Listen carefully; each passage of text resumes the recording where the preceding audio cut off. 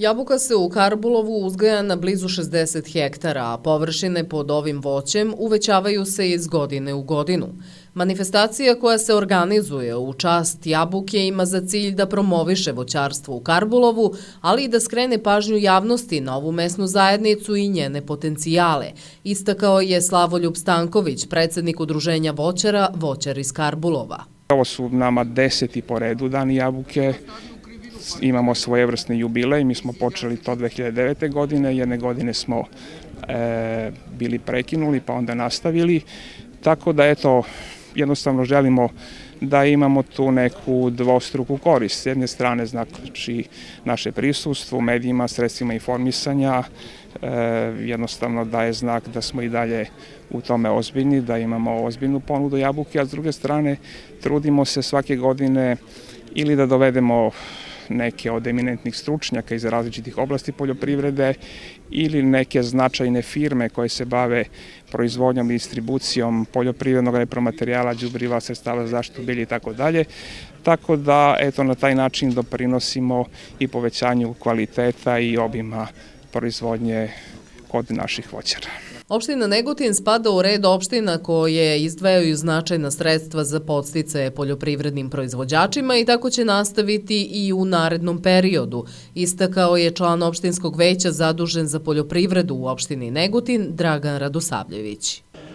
Lokalna samouprava će, kao i svih ovih godina, podržavati i vašu manifestaciju. Naravno, odvajaće se značajna sredstva i za ulaganje u poljoprivredu.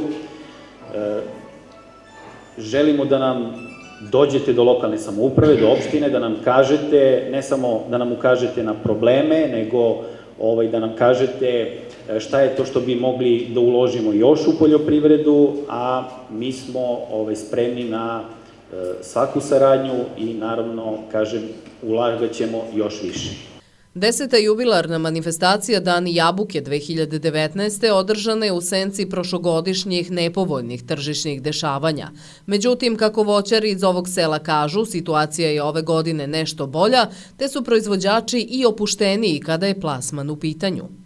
Ove godine, ne znam da ste čuli, prošle godine je bio uveden neki sporazum, odnosno neka barijera da mogu samo hladnjače od 500 tona da izvoze, a takvih ima u Srbiji samo 3. Pa smo imali problem. Dosta su ljudi jabuke bacili.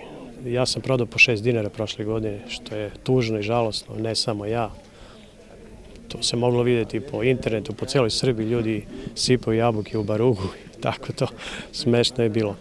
Ove godine to vraća se po starom, skinuta je ta barijera, mogu znači da izvoze i sitnije hladnjači od 100 tona i od 200 i od po 50 i odmah malo, ne malo, nego već odmah u Karbulovu u samom startu su krenuli natkupci, da kažem.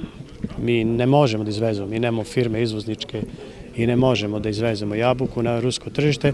Voćari su ovu godinu započeli sa velikim očekivanjima, ali su vremenske prilike tokom proleća nagoveštavale da bi rod mogao biti manji nego što je procenjeno. Međutim, kada se sve sabere i oduzme, proizvođači jabuke u Karbulovu smatraju da je prinos bio zadovoljavajući. Oni također ističu da ako se u obzir uzmu i prošlogodišnja tržišna dešavanja, cena od 25 dinara po kilogramu također se može smatrati prihvatljivom.